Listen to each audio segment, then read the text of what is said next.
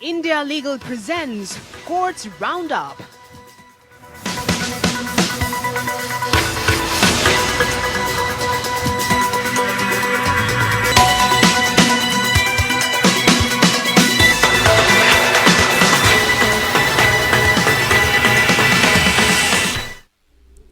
नमस्कार, आप देख रहे हैं हमारी खास पेशकश कोर्ट्स राउंडअप। मैं हूं आपके साथ रेशु त्यागी। इस बुलेटिन में अगले आधे घंटे हम आपको कोर्ट से जुड़ी तमाम छोटी बड़ी खबरों से रूबरू करवाएंगे। कोर्ट की कार्यवाही और सुप्रीम कोर्ट से लेकर हाई कोर्ट और लोअर कोर्ट्स तक के फैसलों को आपके सामने रखेंगे। लेकिन आगे बढ़ने से पहले एक नजर डाल लेते हैं हेडलाइंस पर। है डॉक्टर ऑर्थो आयुर्वेदिक ऑयल और कैप्सूल, अब दर्द भी घुटने टेकेगा। दिल्ली हाई कोर्ट की जमीन पर आम आदमी पार्टी के दफ्तर होने पर सुप्रीम कोर्ट ने जताई हैरानी। कहा, जमीन पर है हाई कोर्ट का हक, कोई भी कानून अपने हाथ में नहीं ले सकता। दिल्ली हाई कोर्ट को जमीन लौटाई जाए।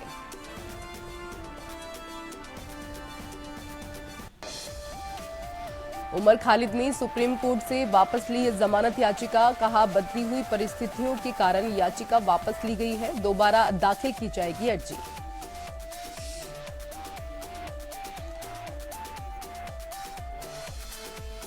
झारखंड हाईकोर्ट ने 2009 के विरोध प्रदर्शन के लिए बीजेपी सांसद निशिकांत दुबे के खिलाफ किया मामला बंद। कोर्ट ने कहा, जनप्रतिनिधि शांतिपूर्ण प्रदर्शन कर वैध सार्वजनिक मुद्दा उठाने का हकदार।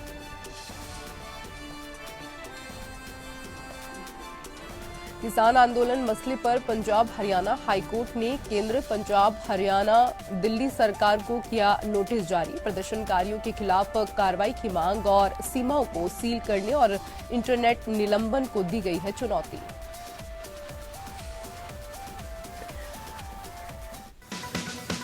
India Legal presents Courts Roundup.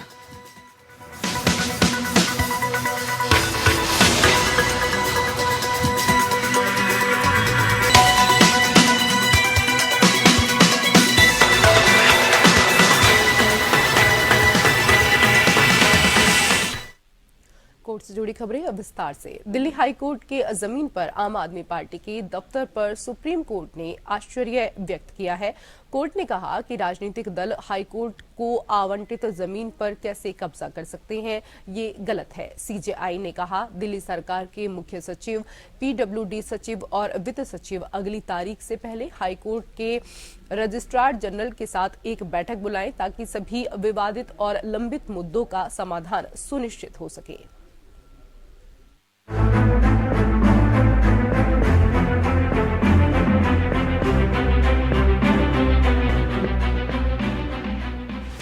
Rouse Avenue इलाके में स्थित आम आदमी पार्टी को दफ्तर दिए जाने पर सुप्रीम कोर्ट ने सख्त नाराजगी जताई है। सुप्रीम कोर्ट ने हैरानी जताते हुए कहा कि ताज्जुब की बात है कि दिल्ली हाई कोर्ट की जमीन पर एक राजनीतिक दल का दफ्तर चल रहा है। सुप्रीम कोर्ट ने कहा कि दिल्ली हाई कोर्ट को ये जमीन, ये बंगला लौटाया जाए क्योंकि ये हाई कोर्ट के पूल में है। साथ ही दिल्ली सरकार के मुख्य सचिव, पीडब्ल्यूडी सचिव और वित्त सचिव अगली तारीख से पहले हाईकोर्ट के रजिस्ट्रार जनरल के साथ एक बैठक कर मामले का समाधान निकालेंगे। मामले की सुनवाई के दौरान सीजेआई डीवाई चंद्रचूड़ ने कहा कि कोई भी कानून अपने हाथ में नहीं ले सकता, तो कोई राजनीतिक दल उस पर कैसे बैठ सकता है। इस पर तो हाईकोर्ट को कब्जा दिया जाना चाहिए। इसके बाद हाईकोर्ट जमीन और बंगले का उपयोग किस लिए करेगा, ये हाईकोर्ट प्रशासन पर छोड़ा जाए। सीजेआई ने कहा कि दिल्ली सरकार के मुख्य सचिव, पीडब्ल्यूडी सचिव और वित्त सचिव अगली तारीख से पहले हाईकोर्ट के रजिस्ट्रार जनरल के साथ एक बैठक बुलाएं ताकि सभी विवादित और लंबित मुद्दों का समाधान सुनिश्चित हो सके। कोर्ट ने कड़े शब्दों में कहा कि सभी अतिक्रमण हटाए जाएंगे। इस मामले को आगे के निर्देशों के लिए अगले सोमवार को सुनवाई होगी। एमिकस क्यूरी के परमेश्वर ने बेंच को सूचित किया कि सरकार को एक पार्टी से कब्जा लेना था और इसे हमें देना था। अधिकारी कब्जा लेने गए तो उन्हें बताया गया कि ये कब्जा आम आदमी पार्टी के हाथ में है। अदालत ने देश भर में न्यायिक बुनियादी ढांचे से संबंधित एक मामले से निपटने के दौरान इस मुद्दे पर ध्यान दिया है। न्याय मित्र सीनियर एडवोकेट के परमेश्वर ने सीजेआई डीवाई चंद्रचूड़ की अगुवाई वाली पीठ को बताया कि एक राजनीतिक दल ने दिल्ली हाई कोर्ट को आवंटित भूमि पर अतिक्रमण किया है। परमेश्वर ने कहा कि वे इस मुद्दे का राजनीतिकरण नहीं करना चाहते थे। उन्होंने कहा कि वे हाईकोर्ट संपत्ति का कब्जा वापस लेने में सक्षम नहीं हैं। दिल्ली सरकार की ओर से पेश सीनियर एडवोकेट वसीम कादरी और भारत के अतिरिक्त सॉलिसिटर जनरल विक्रमजीत बनर्जी को संबोधित करते हुए सीजेआई ने कहा, श्री कादरी और श्री विक्रमजीत बनर्जी, बेहतर होगा कि आप पता लगाएं और कल हमें बताएं कि हाईकोर्ट को कब्जा कब वापस दिया जा रहा है। ये क्या है? हम न्यायाधीशों का बंगला या कुछ और नहीं मांग रहे हैं।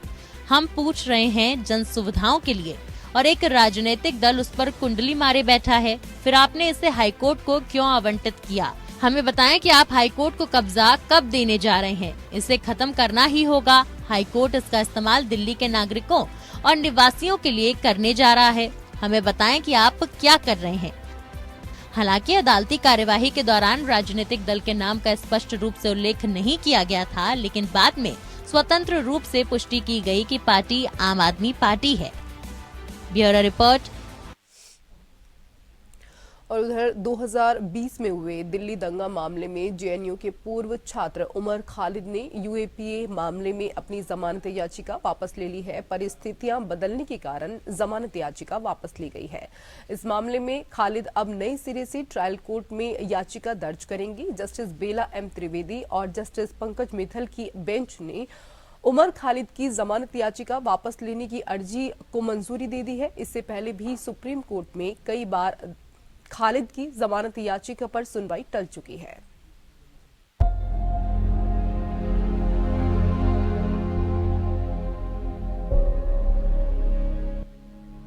सुप्रीम कोर्ट ने दिल्ली दंगों की बड़ी साजिश के मामले में पूर्व जेएनयू छात्र उमर खालिद की जमानत याचिका को वापस लिया हुआ मानते हुए खारिज कर दिया। उमर खालिद ने सुप्रीम कोर्ट से जमानत याचिका वापस ले ली है। खालिद के वकील कपिल सिब्बल ने सुप्रीम कोर्ट में कहा कि वे निचली अदालत में दोबारा जमानत के लिए प्रयास करेंगे। इससे पहले दिल्ली हाईकोर्ट ने खालिद के खिलाफ आरोपों को गंभीर बताते हुए जमानत देने से मना कर दिया था। सिब्बल ने बताया कि ये याचिका इसीलिए वापस ली जा रही है क्योंकि कुछ परिस्थितियां बदली हैं और अब हम बेल के लिए ट्रायल कोर्ट में फ्रेश याचिका डालेंगे। कपिल सिब्बल ने ये साफ किया कि वे खालिद की ओर से दायर अलग रिट याचिका पर बहस करेंगे, जिसमें यूपीए के प्रावधानों की संवैधानिकता को चुनौती दी गई है। मामले की सुनवाई कर रही जस्टिस बेला त्रिवेदी और पंकज मित्तल की पीठ ने याचिका को रद्द कर दिया। हालांकि इस बीच कपिल सिब्बल ने कोर्ट को ये जानकारी दी कि वह उमर की तरफ से दायर रिट याचिका जिसमें यूपीए की संवैधानिकता को चुनौती दी गई है, उस केस की सुनवाई करते रहेंगे। उमर खालिद सितंबर 2020 से जेल की सलाखों के पीछे हैं और दिल्ली में फरवरी 2020 में हुई सांप्रदायिक हिंसा में बड़ी साजिश में कथित संलिप्तता के लिए गैर कानूनी गतिविधियों रोकथाम अधिनियम या यूएपीए के तहत अपने मुकदमा चलाया गया है। खालिद ने दिल्ली हाईकोर्ट के 18 अक्टूबर 2022 के आदेश को चुनौती दी थी, जिसमें उसकी जमानत अर्जी खारिज कर दी गई थी। बता दें, हाईकोर्ट ने ये कहते हुए खालिद की जमानत याचिका खारिज कर दी थी कि वह अन्य सह आरोपियों के साथ लगातार संपर्क में था और उसके खिलाफ आरोप प्रथम दृष्टता सही है। अदालत ने यह भी कहा कि आरोपी के कृत्य विधि विरुद्ध क्रियाकलाप यूएपीए के तहत आतंकवादी कृत्य हैं। उमर खालिद, शर्जील इमाम और कई अन्य लोगों पर फरवरी 2020 में हुए दंगों की साजिश रचने के आरोप में यूएपीए और भारतीय दंड संहिता के कई प्रावधानों के तहत मुकदमा दर्ज किया गया था। इन दंगों में 53 लोगों की मौत हो गई थी और 700 से अधिक लोग घायल हुए थे। उमर खालिद को सितंबर 2020 में दिल्ली पुलिस ने गिरफ्तार किया था और उसने इस आधार पर जमानत मांगी थी कि उसकी हिंसा में न कोई आपराधिक भूमिका है और न ही उसने मामले में अन्य आरोपियों के साथ कोई साजिश रची थी।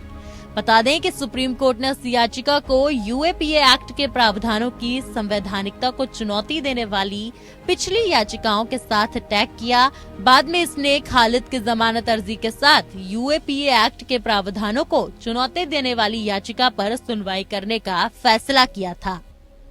Bureau report, APN.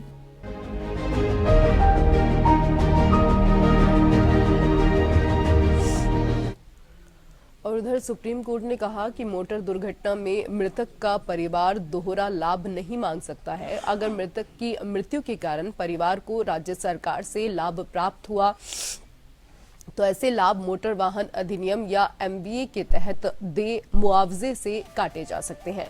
इस मामले में हरियाणा राज्य रोडवेज में कार्यरत ड्राइवर के अपने कर्तव्यों का पालन करते समय सड़क दुर्घटना में मृत्यु हो गई। मृतक अपीलकर्ता के परिवार के सदस्यों ने मोटर वाहन दुर्घटना में घायल होने के कारण मृतक रघुबीर के मृत्यु के कारण मोटर वाहन अधिनियम 1986 की धारा 166 के तहत मुआवजे का दावा करते हुए याचिका दायर की। मोटर दुर्घटना दावा न्यायाधिकरण ने अपीलकर्ता के दावे को इस नोट पर खारिज कर दिया कि 31,37,665 रुपए की राशि हरियाणा मृतक सरकारी कर्मचारियों के आश्रितों को अनुकंपा सहायता नियमों 2006 के तहत राज्य सरकार से प्राप्त की जानी थी।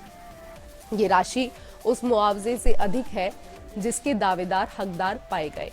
ट्रिब्यूनल द्वारा अपनाए गए दृष्टिकोण के हाईकोर्ट ने पुष्टि की, जिसमें कहा गया कि सरकार द्वारा अपनी नीति के तहत प्राप्त राशि एमवीए के तहत मुआवजे के माध्यम से दावा की गई राशि से काट ली जाएगी। मुआवजे की कुल राशि यानी 34,40,480 रुपए में से 31,37,665 रुपए की राशि अर्थात हरियाणा राज्य की नीति के अनुसार दावेदारों को प्राप्त होने वाली राशि काट ली गई। इस प्रकार दावेदारों को 3,02,815 रुपए प्राप्त करने का हकदार माना गया। हाईकोर्ट के विरुद्ध अपीलकर्ताओं ने सुप्रीम कोर्ट के समक्ष विशेष अनुमति अपील दायर की। सुप्रीम कोर्ट ने याचिका में कोई योग्यता नहीं मिलने के बाद अदालत ने मोटर वाहन दुर्घटना कानून के तहत और सरकार द्वारा मुआवजा प्राप्त करने के दोहरे लाभ की मांग करने वाली मृतक परिवार के सदस्यों की याचिका पर विचार करने से इनकार किया।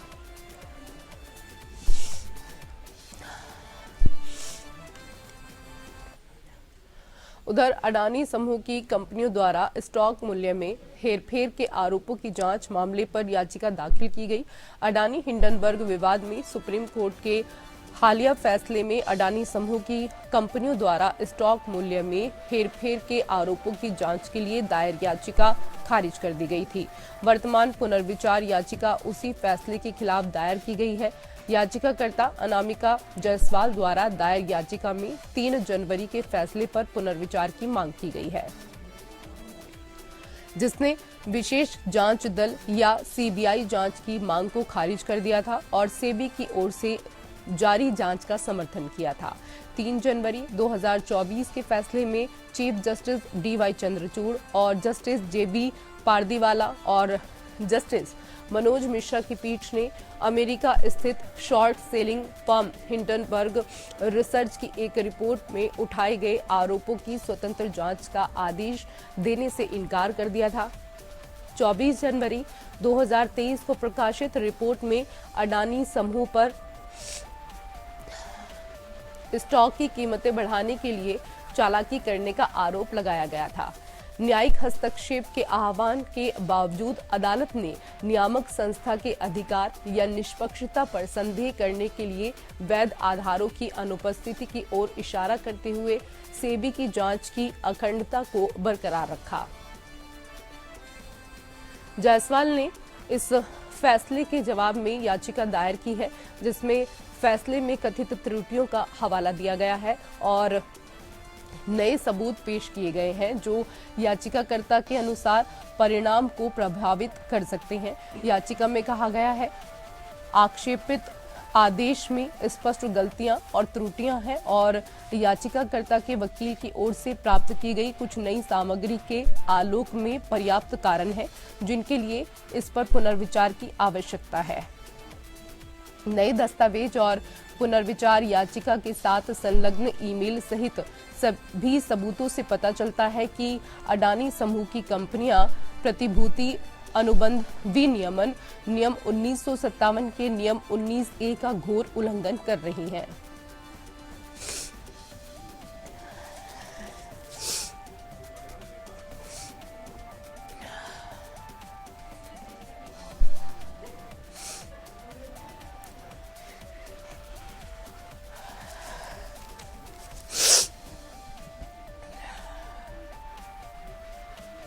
अडानी हिंडनबर्ग विवाद, सुप्रीम कोर्ट के फैसले पर पुनर्विचार याचिका दायर की गई है। किसान आंदोलन मसले पर पंजाब हरियाणा हाईकोर्ट के समक्ष 2 अलग अलग याचिकाएं दायर की गई, जहां एक याचिका में प्रदर्शनकारी किसानों के खिलाफ कार्रवाई की मांग की गई है, वहीं दूसरी याचिका में सीमाओं को सील करने और कुछ जिलों में इंटरनेट निलंबित करने की हरियाणा सरकार की कार्रवाई को चुनौती दी गई है। एक याचिका में पंचकुला के निवासी और उच्च न्यायालय में एक वकील उदय प्रताप सिंह ने प्रस्तुत किया कि ये मुद्दा हरियाणा और पंजाब के बीच सीमा की गैर कानूनी सीलिंग से संबंधित है। विशेष रूप से अंबाला के पास शंभू में याचिका में कहा गया है कि फसलों के लिए एमएसपी की गारंटी के लिए कानून बनाने के लिए दबाव बनाने के लिए इस दौरान कई किसान संघों द्वारा 13 फरवरी को आयोजित किसानों का प्रस्तावित दिल्ली चलो मार्च शांतिपूर्ण विरोध करने के उनके लोकतांत्रिक अधिकार की अभिव्यक्ति है। इसके अतिरिक्त याचिकाकर्ता ने हरियाणा सरकार द्वारा की गई कार्रवाई पर चिंता व्यक्त की, जिसमें अंबाला, कुरुक्षेत्र, कैथल, हिसार, फतेहाबाद और सिरसा जैसे कई जिलों में मोबाइल इंटरनेट सेवा और बल्क एसएमएस पर रोक लगाना शामिल है। याचिका में कहा गया है कि ये कदम नागरिकों को सूचना और संचार के अधिकार से वंचित करके स्थिति को और खराब करते हैं। इसके विपरीत अधिवक्ता अरविंद सेठ ने एक अलग जनहित याचिका में केंद्र और राज्य सरकारों को विरोध प्रदर्शन के मद्देनजर पूरे पंजाब और हरियाणा में कानून और व्यवस्था बनाए रखने के लिए निवारक उपाय करने के निर्देश देने की मांग की।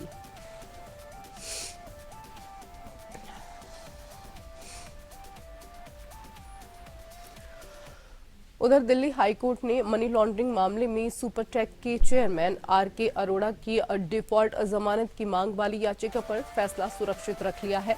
साथ ही दिल्ली हाईकोर्ट ने आर.के. अरोड़ा को मिली अंतरिम जमानत को चुनौती देने वाली ईडी की उस याचिका पर निपटारा कर दिया, जिसमें ईडी ने आर.के. अरोड़ा को स्वास्थ्य के आधार पर 30 दिनों की मिली अंतरिम जमानत को चुनौती दी थी।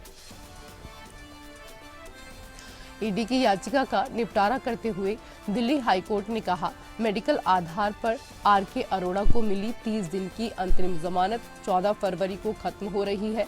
ऐसे में ईडी की इस याचिका का अब कोई औचित्य नहीं बचता है। 16 जनवरी को ट्रायल कोर्ट ने मनी लॉन्ड्रिंग मामले में अरोड़ा को मेडिकल आधार पर 30 दिन की अंतरिम जमानत दी थी। इस आदेश को पहले ही हाईकोर्ट में चुनौती दी जा चुकी है और निर्णय लंबित है। ट्रायल कोर्ट ने अरोड़ा को अंतरिम जमानत देते हुए उन्हें अदालत की पूर्व अनुमति के बिना राष्ट्रीय राजधानी क्षेत्र दिल्ली या देश नहीं छोड़ने का निर्देश दिया था और उन्हें अपना पासपोर्ट अदालत में जमा करने का आदेश भी दिया था। इसने ये भी कहा था कि वो बेहतर चिकित्सा उपचार, सर्जरी और बेहतर नर्सिंग और पोषण देखभाल के अलावा किसी अन्य उद्देश्य के लिए अंतरिम जमानत की स्वतंत्रता का उपयोग नहीं करेगा। अरोड़ा को ईडी ने 27 जून 2023 को धन शोधन निवारण अधिनियम के तहत गिरफ्तार किया था। सुपरटेक समूह, उसके निदेशकों और प्रमोटरों के खिलाफ मनी लॉन्ड्रिंग का मामला दिल्ली, हरियाणा और उत्तर प्रदेश में पुलिस द्वारा दर्ज की गई कई प्राथमिकियों से उपजा है। ईडी दिल्ली, हरियाणा और उत्तर प्रदेश पुलिस की आर्थिक अपराध शाखा द्वारा सुपरटेक लिमिटेड और उसकी समूह कंपनियों के खिलाफ कथित आपराधिक साजिश, धोखाधड़ी और आपराधिक विश्वासघात और जालसाजी के लिए दर्ज 26 एफआईआर की जांच कर रहा है। उन पर कम से कम 670 घर खरीदारों से 164 करोड़ रुपए की धोखाधड़ी करने का आरोप लगाया गया है।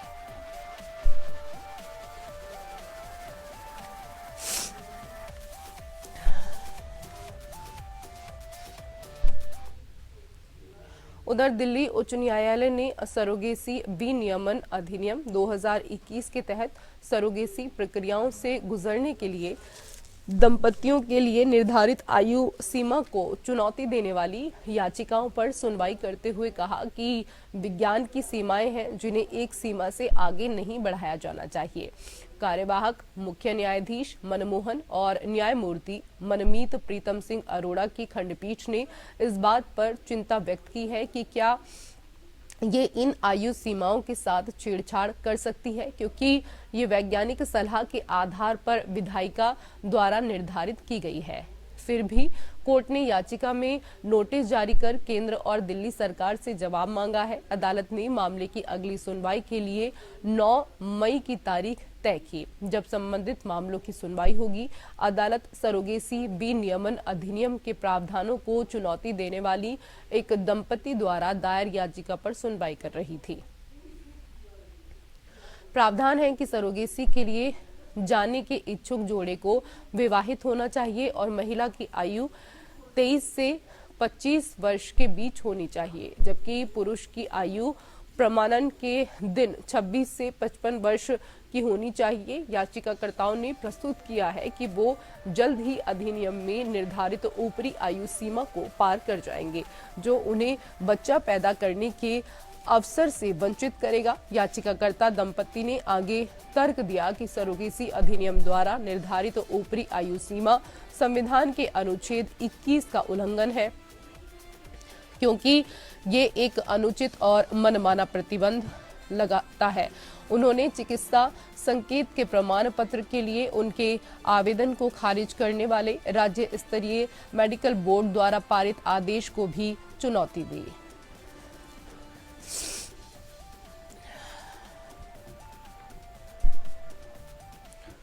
उधर सुप्रीम कोर्ट ने कहा है कि दिवाला और दिवालियापन संहिता 2016 या आईबीसी के तहत निर्णायक प्राधिकरण यानी एनसीएलटी के पास समाधान योजना को मंजूरी देने वाले अपने आदेश को वापस लेने की शक्ति है। इस संदर्भ में आइए समझते हैं कि एनसीएलटी का काम क्या होता है। इंडिया लीगल के वेब रिपोर्टर आपको ये जानकारी देंगे।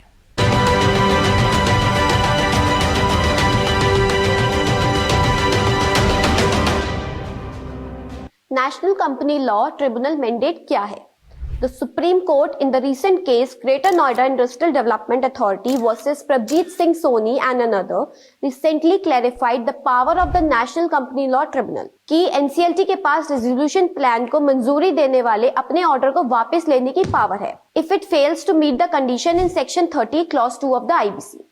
In the case Union Bank of India versus financial creditors of MSMT Auto Limited and Organization, a resolution plant applicant ने गैर अनुपालन या नॉन कंपाइलेंस के कारण ऑर्डर को वापस लेने की मांग की थी। इनिशियली एनसीएलटी के द्वारा इनकार किए जाने और एनसीएलएटी के द्वारा अफर्म्ड किए जाने के बाद मैटर सुप्रीम कोर्ट में चला गया। The court stressed the adjudicating authority inherent power to recall order to prevent injustice, despite no explicit grant in the IBC. इसने रिकॉल एप्लीकेशन को वैलिड मानते हुए अपील की अनुमति दी।